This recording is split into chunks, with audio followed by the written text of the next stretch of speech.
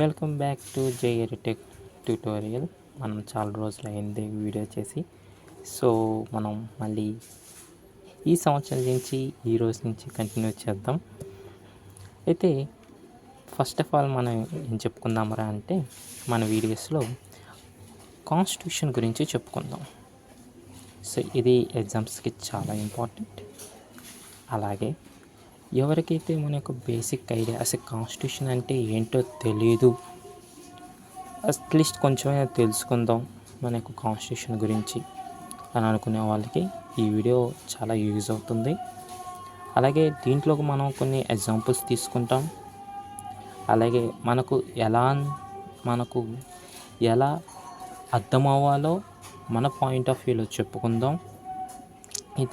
ఇది కొంత కరెక్ట్ అవ్వచ్చు, మేబీ కరెక్ట్ కొందరు పాయింట్ ఆఫ్ వ్యూలో, మే నాట్ బి కరెక్ట్ ఇంకొందరు పాయింట్ ఆఫ్ వ్యూలో, వాట్ ఎవర్ మేబీ మనకు అర్థమైతే చాలుగా. సో ఈరోజు నుంచి కాన్స్టిట్యూషన్ నుంచి చెప్పుకుందాం. అసలు ఫస్ట్ ఆఫ్ ఆల్ కాన్స్టిట్యూషన్ అంటే ఏంటి? తెలుగులో చెప్పాలైతే రాజ్యాంగం. ఓకే, రాజ్యాంగం. ఎందుకు కాన్స్టిట్యూషన్ అనేది అవసరమా అంటే అవసరమే. ఎందుకంటే మనకు ఒక సెట్ ఆఫ్ రూల్స్, ఒక set of rules and conditions ఉండాలి మనకు. లేకపోతే ఎవరు ఎలా పడితే అలా వెళ్ళిపోతారు, మేము చేసిందే కరెక్ట్ అంటారు. సో వాళ్ళు ఆపే వాళ్ళు ఉండరు. ఇప్పుడు వాళ్ళు చేసిన కరెక్ట్ అంటే మిగతా వాళ్ళ దృష్టిలో అది రాంగ్ అవ్వచ్చు. సో మనకు తెలియదు కదా అది కరెక్టా రాంగా అని. అలాంటిది మనం భారతదేశంలో ఇంచుమించు 145 crore పీపుల్ ఉన్నారు. సో వాళ్ళ అందరినీ ఒక దారిలో పెట్టాలంటే మనకంటూ ఒక సెట్ ఆఫ్ బుక్ ఉండాలి, సెట్ ఆఫ్ రూల్స్ ఉండాలి. సో దానికోసం మనం తెచ్చుకున్నదే constitution. So constitution is nothing but set of rules. We can follow the people for unity purpose. మనం చెప్తా ఉంటాం యూనిటీ ఇన్ డైవర్సిటీ. ఏం లేదు, ఇదే యూనిటీ ఇన్ డైవర్సిటీ అంటే ఏం లేదు. మనం కొన్ని సెట్ ఆఫ్ రూల్స్, అరే బాబు మనకంటూ కొన్ని సెట్ ఆఫ్ రూల్స్ ఉన్నాయి, మనం దాన్ని ఫాలో అయితే సరిపోతుంది అని చెప్తారు. అదే అయితే మన కాన్స్టిట్యూషన్ మనకు ఉండాలిరా. మనం ఇండియన్ కాన్స్టిట్యూషన్ బేస్ చేసుకొని చెప్తున్నాం. మన కాన్స్టిట్యూషన్ ఉండాలిరా అని చెప్పింది ఎవర్రా అంటే ఎంఎన్ రాయ్. సో ఈయన 1934లోనే చెప్పాడు. 1934లో మనకు కాన్స్టిట్యూషన్ ఉంటే బాగుంటుంది అని చెప్పాడు. దాని తగ్గట్టుగా 1938లో మనకు కొంచెం హిస్టారిక్ బ్యాక్గ్రౌండ్ చెప్పుకుందాం. ఎందుకంటే మరీ మనం రంగంలో దిగేస్తే అసలుకి ఏం అర్థం కాకుండా ఉంటుంది. కాబట్టి మనకు 1934లో ఎంఎన్ రాయ్ అనే అతను చెప్పారు, ఎవరు మన కాన్స్టిట్యూషన్ ఉంటే బాగుంటుందని ఇండియాకి. 1938లో ఓకే ఉండాలండి అని మనకు జవహర్లాల్ నెహ్రూ చెప్పారు. దాని ప్రకారం 1946లో అస్సాం యొక్క బ్రిటిష్ వాళ్ళ పర్మిషన్ తీసుకొని బ్రిటిష్ కూడా ఓకే ఉండాలండి, మీకు కూడా కాన్స్టిట్యూషన్ ఉంటుంది, సరే మేము కూడా హెల్ప్ చేస్తాం అని క్యాబినెట్ మిషన్ ద్వారా చెప్పింది. ఓకే, క్యాబినెట్ మిషన్ చూసుకుంది. ఓకే, క్యాబినెట్ మిషన్ ద్వారా ఓకే ఉండాలండి, సో మేము కూడా కొంచెం హెల్ప్ చేస్తాం, మీరు కూడా చేసుకోండి. మీరే అయితే అరే మాకు మీ హెల్ప్ వద్దు, మేమే అంతా చూసుకుంటాం, మీరు అసలు ఇన్వాల్వ్ అవ్వబాకని అని చెప్పింది. సరే సార్ మేము ఇన్వాల్వ్ అవ్వం, మీరు చూసుకోండి అని చెప్పింది బ్రిటిష్. ఇంతవరకు క్లారిటీ ఉందా లేదా? ఫస్ట్ ఆఫ్ ఆల్ రైట్ చేయండి. ఫస్ట్ కాన్స్టిట్యూషన్ అంటే మనకు set of rules and directions ఉండాలి. ఎందుకంటే అందరు పీపుల్ అనేది మనకు డిఫరెంట్, మన యూనిటీ ఇన్ డైవర్సిటీ అంటాం కదా ఇండియా అనేది. సో డిఫరెంట్ కల్చర్స్ ఉంటాయి, వాళ్ళ యొక్క డిఫరెంట్ వే ఆఫ్ నేచర్ ఉంటుంది. సో వాళ్ళందరినీ కలిపి ఒక తాటి మీద తీసుకురావాలంటే మనకు అందరు కలిపి ఒక కామన్ బుక్ ఉండాలి, ఒక కామన్ రూల్స్ ఉండాలి. దానికోసం మనం తీసుకుని వచ్చింది కాన్స్టిట్యూషన్.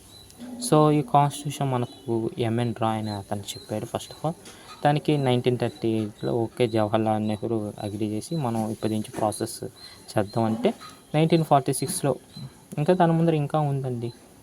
ఇంకా ఆగస్ట్ ఆఫర్ అని అవన్నీ మనకు క్రిప్స్ మిషన్ అని అవన్నీ ఉన్నాయి, అవన్నీ కొంచెం పక్కన పెడదాం. సో ఫైనల్గా క్యాబినెట్ మిషన్ ఓకే అండి చేసుకోండి అని చెప్పింది. తర్వాత ఈ యొక్క 1946లో వచ్చేసి మనకు మొదలుపెట్టారండి. 1946 మనకు మొదలుపెట్టారు. ఈ కాన్స్టిట్యూషన్ అసెంబ్లీ అనేది ఫామ్ చేయడం జరిగింది. అప్పుడు కాన్స్టిట్యూషన్ అసెంబ్లీ కాన్స్టిట్యూషన్ అసెంబ్లీ. మీకు ఇప్పుడు అసెంబ్లీ అంటే ఏంటండి? నార్మల్గా అసెంబ్లీ అంటే ఏంటి? మనం ఎప్పుడూ వింటుంటాం లెజిస్లేటివ్ అసెంబ్లీ అని, అక్కడ లోక్సభ అసెంబ్లీ, ఆయన అసెంబ్లీ జరుగుతూ ఉంటాయి స్వామి అని చెప్తుంటాం. లోక్సభ, రాజ్యసభ. ఇక్కడ కూడా మనకు లెజిస్లేటివ్ అసెంబ్లీ అలా చెప్తూ ఉంటాం. సో అసెంబ్లీ అంటే మీటింగ్, అందరూ కూర్చొని మీటింగ్, అరే మనం ఏం చేసుకుంటే బాగుంటుంది అని చెప్పుకుంటాం. సో అప్పుడు ఫస్ట్ స్టార్టింగ్లో మనకు జరిగింది మీటింగు 1946లోనే. సో ఈ మీటింగ్ అనేది ఓకే ఇన్ని కాన్స్టిట్యూషన్స్ ఉండాలి, ఇన్ని చేసుకోవాలి చెప్తే ఎప్పుడైతే 1946లో ఉంటారో, దీని ఫైనల్ అవుట్పుట్ మనకి ఎప్పుడు వచ్చిందంటే నియర్లీ 2 years 11 months పట్టింది. 2 years 11 months అంటే 1949లో వచ్చింది. 1949 November 26లో ఒక కొలిక్ వచ్చేసి ఓకే ఇది మన కాన్స్టిట్యూషన్ని అడాప్ట్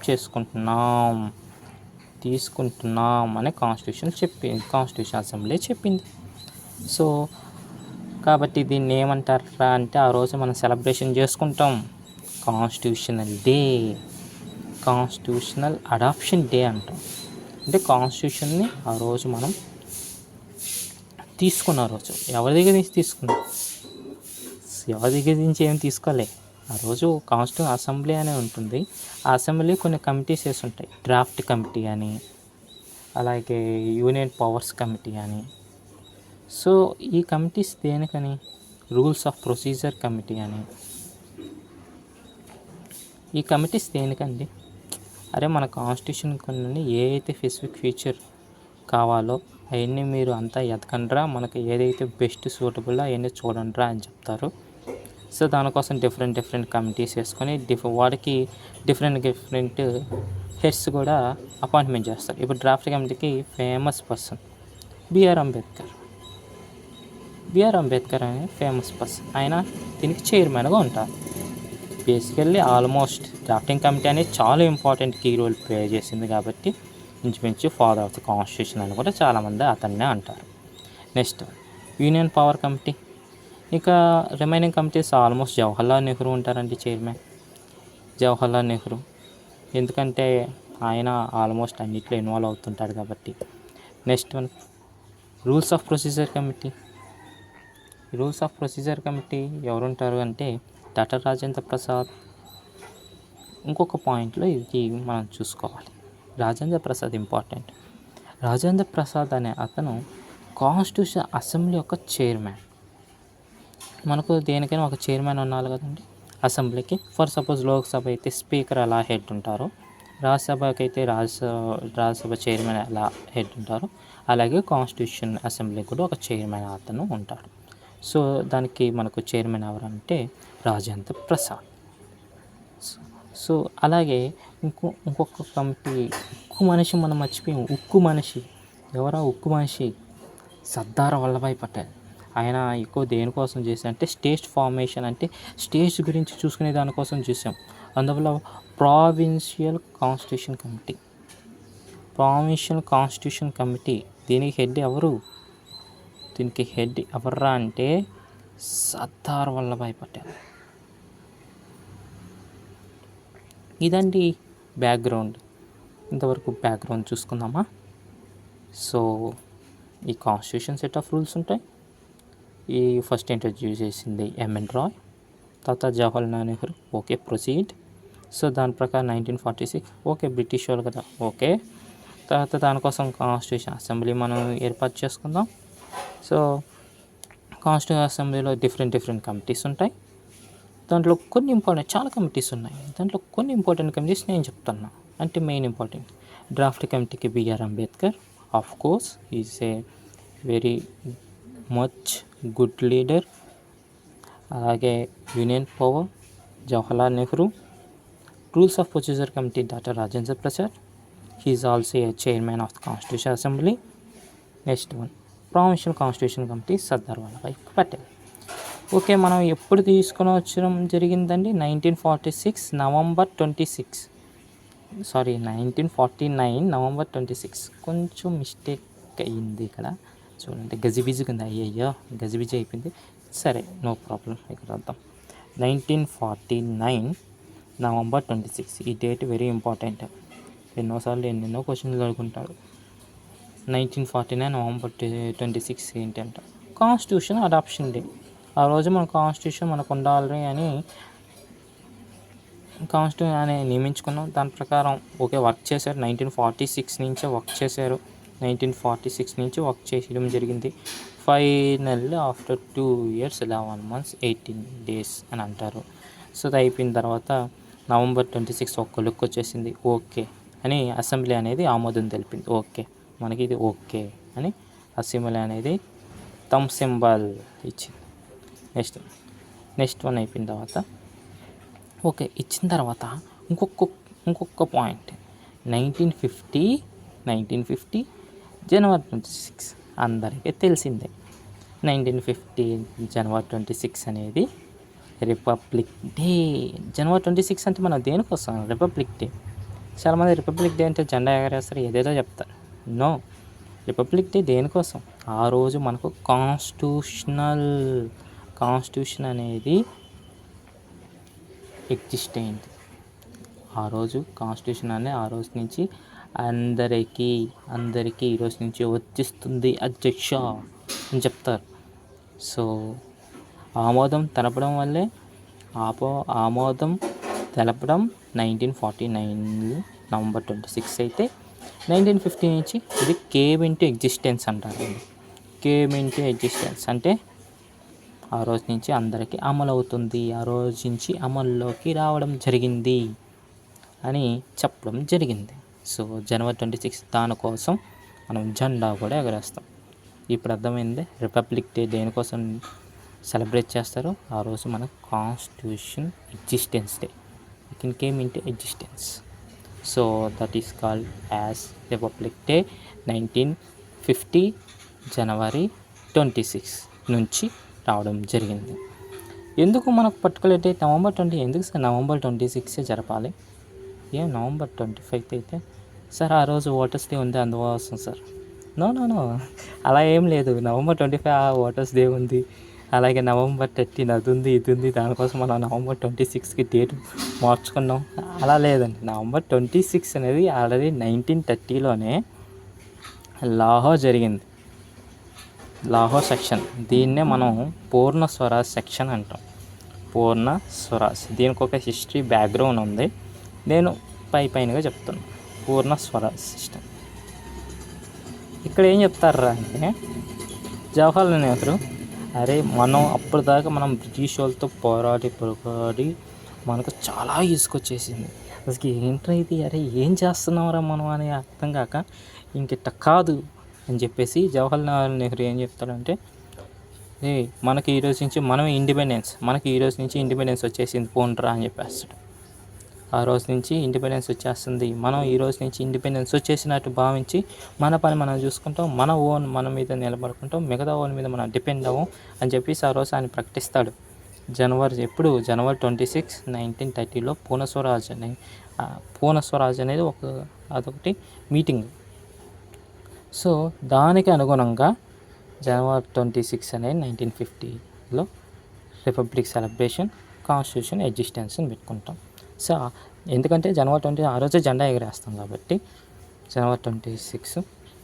సో 1950లో మనకు జనవరి 26 అనేది జెండా ఎగరేయాలి కాబట్టి సో ఆల్రెడీ మనం ఇప్పటి నుంచో ప్రీవియస్గా ఫాలో అవుతున్నాం కాబట్టి 1930s నుంచి.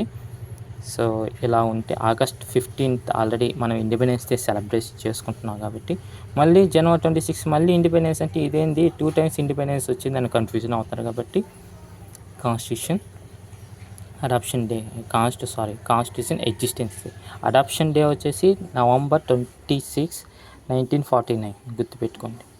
కాన్స్టిట్యూషన్ ఎగ్జిస్టెన్స్ అంటే అమల్లోకి వచ్చిన రోజు వచ్చేసి January 26, 1950.